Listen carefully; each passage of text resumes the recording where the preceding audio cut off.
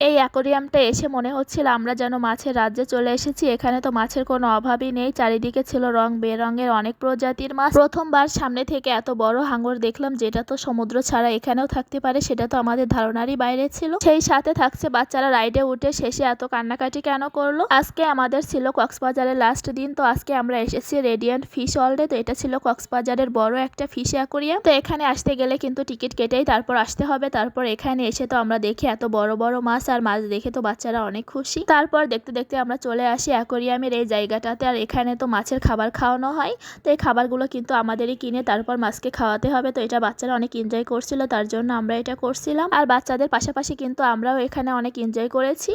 এত সুন্দর সুন্দর কালারফুল মাছ দেখতেই যেন অনেক ভালো লাগছিল। আর এই মাছগুলো কিন্তু হাত দিয়েও ধরা যাচ্ছিল।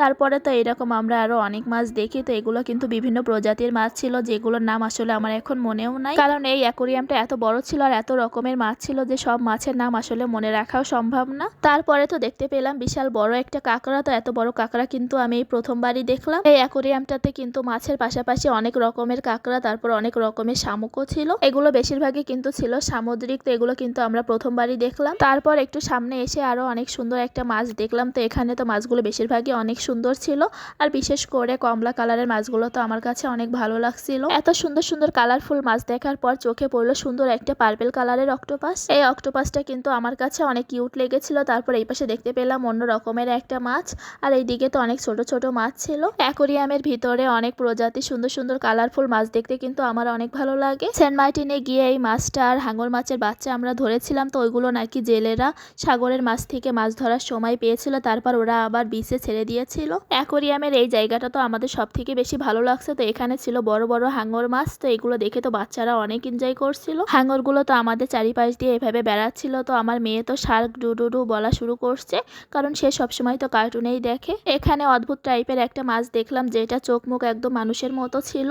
আর এখানে তো অনেক বড় বড় সাইজের মাছ ছিল। তো এইটা জায়গাটা কিন্তু আমাদের কাছে অনেক ভালো লেগেছে। এই অ্যাকোরিয়ামের ভিতরে কিন্তু এইরকম সুন্দর সুন্দর অনেক জায়গাও ছিল। এইখানে কিন্তু অনেক সুন্দর সুন্দর ছবিও তোলা যাবে। আর এই মাছগুলো কিন্তু আমার অনেক ভালো লাগছিল। তারপর এই পাশটাতে ছিল ছোট ছোট মাছ, যেগুলো আসলে সব বেশিরভাগই কমলা কালার ছিল। আগেই বলেছি অ্যাকোরিয়ামে এরকম কমলা কালারের মাছগুলো কিন্তু দেখতে আমার কাছে অনেক ভালো লাগে। তারপর এই পাশে এসে তো বাচ্চারা রাইডে উঠে, তো আমার মেয়েও কিন্তু ওঠার জন্য কান্নাকাটি করছিল, পরে তাকে উঠানো হয়। প্রথমে তো একটু ভয় পাচ্ছিলাম, কারণ আলিশা যেহেতু এখনো অনেক ছোট, তো সে পারবে কি। পরে দেখি এটা রিমোট কন্ট্রোল গাড়ি ছিল, তো উঠে বসে থাকলেই হবে। আমার মেয়ে তো এই গাড়িতে উঠে অনেক এনজয় করছিল। তো সে তো পুরোটা টাইম শান্তভাবে বসেছিল আর আমাদের দেখছিল। বাচ্চাদের কিন্তু মাঝে মাঝে এইরকম রাইডে উঠানো দরকার, কারণ এতে করে বাচ্চারা কিন্তু অনেক সাহস বাড়ে, ভয়টাও কেটে যায়। আমি তো ভাবছিলাম আমার মেয়েটা হয়তো একা একা উঠছে, ভয়তে হয়তো বা পরে কান্নাকাটি শুরু করবে, কিন্তু সে তো একটুও কান্নাকাটি করেনি। উল্টো আরো শেষে নামতে গিয়ে পরে উল্টো কান্নাকাটি শুরু করে। তার রাইডের সময় যখন শেষ হয়ে যায় সে তো নামতেই চায় না গাড়ি থেকে, এত বেশি কান্নাকাটি করছিল, কোনোভাবেই তাকে থামানো যাচ্ছিল না। বাইরে এসে আলিশা আর জাইমা তো অনেক কান্নাকাটি করছিল, কারণ তারা রাইডে আরো উঠবে। আমাদের হাতে সময়ও অনেক কম ছিল, এজন্য আর উঠাতে পারিনি।